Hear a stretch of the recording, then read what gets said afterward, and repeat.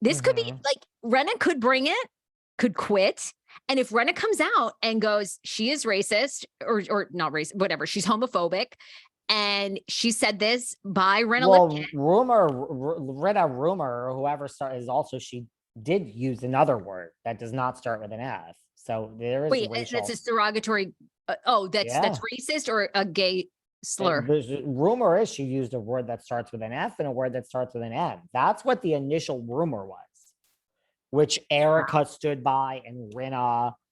Right. Now, listen, I agree with you. Like when I heard this, I was like, oh, come on. So I'm not even saying, but right, there's two allegations. Now, mind you, also, here's what I would like to know. Let's just put this aside for a minute. All right. I mean, there's so many theories. Okay, go ahead. Where the hell are you, Kyle Richards? Where are you, dark girl? Where are you? Like, this is your fucking sister, man. Like, right? Like, that's the, and we also saw in the trailer that scene. I guess it's coming up. Look, if we don't see that scene that was shown in the trailer, I mean, let's not have everyone forget. There's that scene where Okay, what was it? Remind us. it's Rinna, Kyle, and Kathy, and Rinna is calling out Kathy, and Kyle is crying. I mean, is that ever going to be seen? Because don't think just because it was in the trailer we're going to see it. Let's remember that scene. We have 3 episodes left.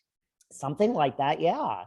We have 3 episodes left, which I'm also hearing normally all the women get to see the episode before it airs. I'm hearing they've cut that off, that none of them are going to get a pre-screening. They're not going to see it until we see it. But even that is like, that's what makes me think Bravo is like, Jesus Christ, we have to just get past this season and this is a mess. And that's what I think is like, right. That's where I think heads are going to roll. And that's what makes me think Diana is gone and Rinna is gone. Like, to me, it's just like, we got to get back to the good old days of like drama over a bow on a cake and like happiness. And it's just, I'm not even blaming Diana or Rinna because Rinna is just trying to be the master at the game and do the job. I just think it's time. And I just think Diana's caught up in all this and just, you know, and that's where someone like Crystal, you can say what you want about Crystal. Like, that's where maybe, look, maybe Crystal goes for not really being the most exciting, but maybe she lives to see another day like Emily and Gina for just being normal. Every time I see these pictures pop up of Emily and Gina, I'm like, who are they blowing? You know, I mean, I shouldn't say that. I take that back. I don't want to say that because they have great fans, and I've actually communicated a lot with them. Yeah, I mean, I think people really like Gina and Emily because okay, for me, like I want to see people in PJs, like private jets, and Kathy in her pajamas. Like, I want to see how the other half lives. You know, I mean, you and I mean, I live like Gina and Emily, you know, I mean, I don't need to see that, you know, but I think a lot of people love them. A lot of people relate. And Emily and I have actually DM'd over this.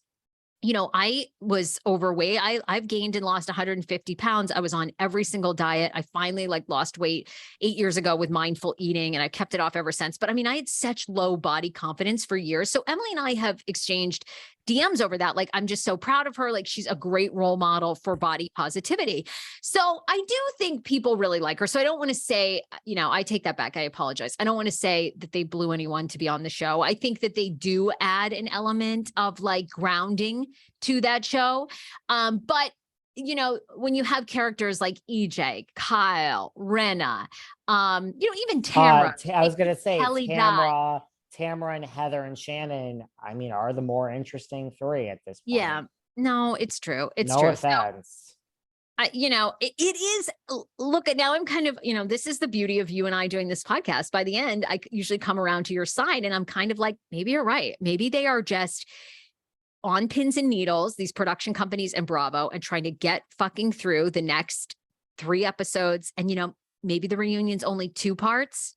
I would imagine it's 3, but maybe they just to through. Me. Yeah. And I'm not trying to convince you. It's just, to me, this feels like New York, not the same rate. I'm not saying because of the racist stuff. Right. I'm just saying like, it feels like this is bigger than the show. And they don't want that. They don't want Kim Richards with a real alcoholic problem. You know what I mean? They don't want they don't want it. They just don't want it. And so to well, me, and Jackie Goldschneider has been demoted, I mean, they don't want to get into your eating disorder every season, you know. I think this is too dark. I think it's too dark for them. Well, I do agree with you. And that I think there are two things that sunk New York. First of all, those women, the combo, and I like Ebony too, but and with Leah, it never worked. None of them had chemistry. They didn't have chemistry anymore with Dorinda out of the mix. It wasn't good. And then they also had the darkness of the kind of racial overtones, right? And people tune in because they want to zone out. They want to, they want you to fight at lunch. And then 2 episodes later, you guys are best friends again. I mean, that is the formula of the show. And I mean, it is getting rather dark. Every scene, every episode now is a huge fight, is a huge meltdown, is financial ruin, is racism. It's so much. I mean,